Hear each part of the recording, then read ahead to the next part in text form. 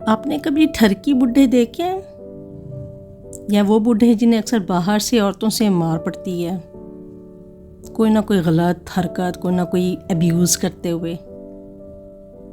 جی میں بات کر رہی ہوں 50 ابو لوگوں کی یا 45+ لوگوں کی، جو کبھی کبھی باہر خواتین کو چھیڑتے ہوئے، تنگ کرتے ہوئے، بدتمیزی کرتے ہوئے پکڑے جاتے ہیں اور پھر ان کی پھینٹی لگتی ہے ٹھیک ٹھاک۔ یہ وہ بڈھے ہوتے ہیں جنہیں گھر میں ان کی وائفز بالکل اہمیت نہیں دیتی، ٹائم نہیں دیتی اور بالکل نہیں چاہتی کہ وہ گھر پر بھی رکیں۔ ان کا یہی ہوتا ہے کہ بس باہر جائیں یہاں سے، جہاں جانا ہے گھومنا ہے، جہاں ساری زندگی گزاری ہے، لاسٹ 20 ایئرز جسے دیے ہیں، 25 ایئرز جسے دیے ہیں، وہیں نکلے، وہیں جائے، گھر پر نہ رکے۔ وہ اپنے بچوں میں بزی ہوتی ہے، اپنا جو اس نے ایک سٹینڈرڈ بنا لیا ہوتا ہے ملنے ملانے کا، جو بھی ہو سکتا ہے اس کی ایکٹیویٹی، وہ اس میں مصروف رہتی ہے، اپنی بچیوں کو، اپنے بیٹوں کو اپنا ڈیسٹینیشن سمجھ لیتی ہے۔ ہسبینڈ کی جگہ اس کے پاس نہیں ہوتی، اتنی ہی ہوتی ہے جتنی اس نے لاسٹ 20 ایئرز میں اپنے شوہر سے لی ہوتی ہے۔ یہ وہی بڈھے ہوتے ہیں جو پوری زندگی اپنے خاندان کی خدمتیں کرواتے ہیں اپنی بیویوں سے، اور پھر ان کو ان کا رائٹ بھی نہیں دیتے، نہ فائنینشلی رائٹ دیتے ہیں، نہ مورل رائٹ دیتے ہیں، نہ پیس دیتے ہیں، نہ مینٹل ہیلتھ کا خیال رکھتے ہیں۔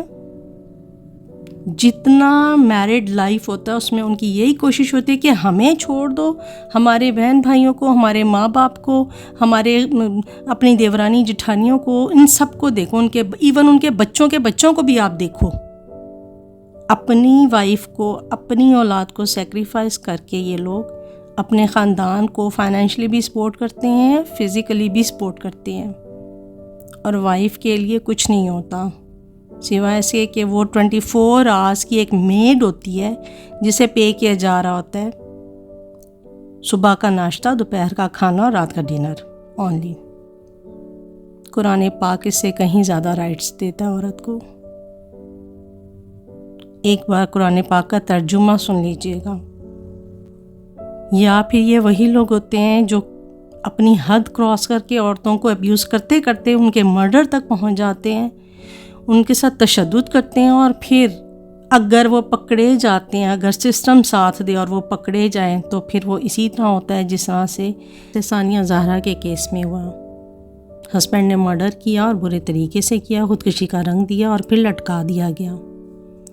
اب اس کو پھانسی کی سزا ہوئی ہے، اس کی ماں کو، اس کے فیملی کے دیگر 1-2 لوگوں کو عمر قید کی سزا ہوئی ہے۔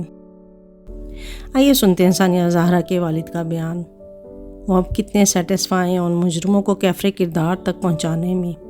پھر کہتے ہیں کہ ماں گھر بگاڑتی ہے۔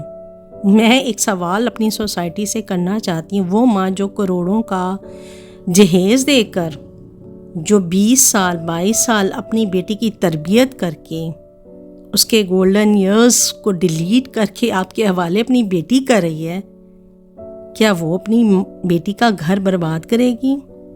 وہ صحیح اور غلط صرف بتاتی ہے کہ تمہارے ساتھ جو میرے ساتھ ہوا وہ تمہارے ساتھ نہ ہو، اس کو اگر سٹاپ کر سکتی ہو تو کرو۔ اور وہ ماں اس وقت بہادر ہو چکی ہوتی ہے مار کھا کھا کر، کہ وہ پھر اپنی بیٹی کو چاہتی ہے کہ اس کی بیٹی کے اوپر کوئی آنچ نہ آئے، اس کی بیٹی کو کوئی ہرٹ نہ کرے۔ وہ نہیں چاہتی جو اس کے ساتھ ہو اس کی بیٹی کے ساتھ بھی ہو، اس کو اس کے رائٹس ملیں، وہ صرف یہ چاہتی ہے۔ اور میں سمجھتی ہوں ہر والدین کا رائٹ ہے، یہ حق ہے، انہیں اپنی بیٹیوں کے سر پر آخری ٹائم، لاسٹ مومنٹ تک کھڑے ہونا چاہیے۔ ماں باپ وہ اللہ تعالیٰ نے رشتہ بنایا ہے والدین کا، کہ وہ رشتہ ہمیں قبر تک چاہیے ہوتا ہے۔ Till our death we need our parents.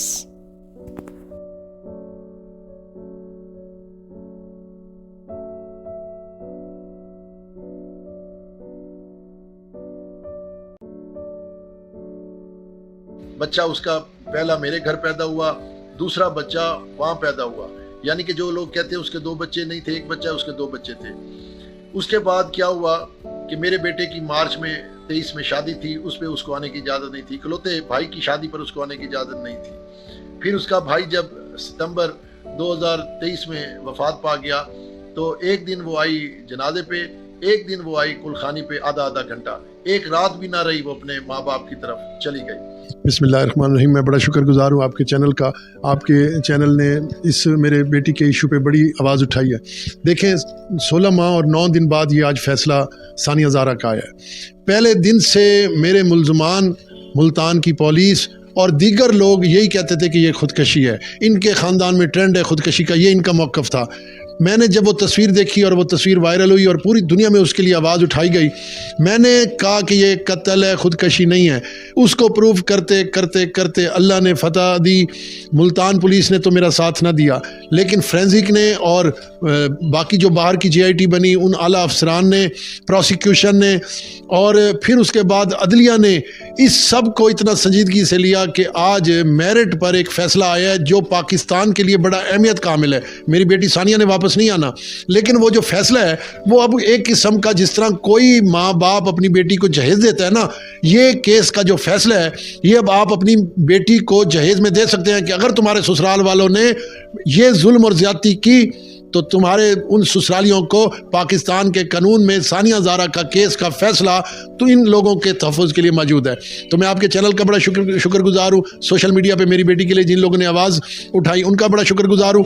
کسی کی کوئی فتح نہیں ہے، یہ میری بیٹی کی وہ لٹکتی ہوئی لاش اپنا کیس خود لڑی ہے اور وہ خود آج جیتی ہے.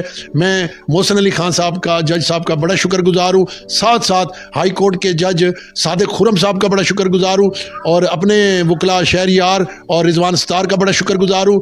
پروسیکیوٹر جنرل فراد شاہ صاحب کا بڑا شکر گزار ہوں. SSP جو آج کل DPO سرگودا ہیں شعیب اشرف، ان کا شکر گزار ہوں. نوید ارشاد صاحب جو SSP فیصل آباد ہیں ان کا شکر گزار ہوں. اور اس کے ساتھ ساتھ جو ہیڈ کیا میرے کیس کو پروسیکیوشن میں وہ مریم نواز وزیر اعلیٰ پنجاب میں، ان کا بڑا شکر گزار ہوں. بڑی مہربانی.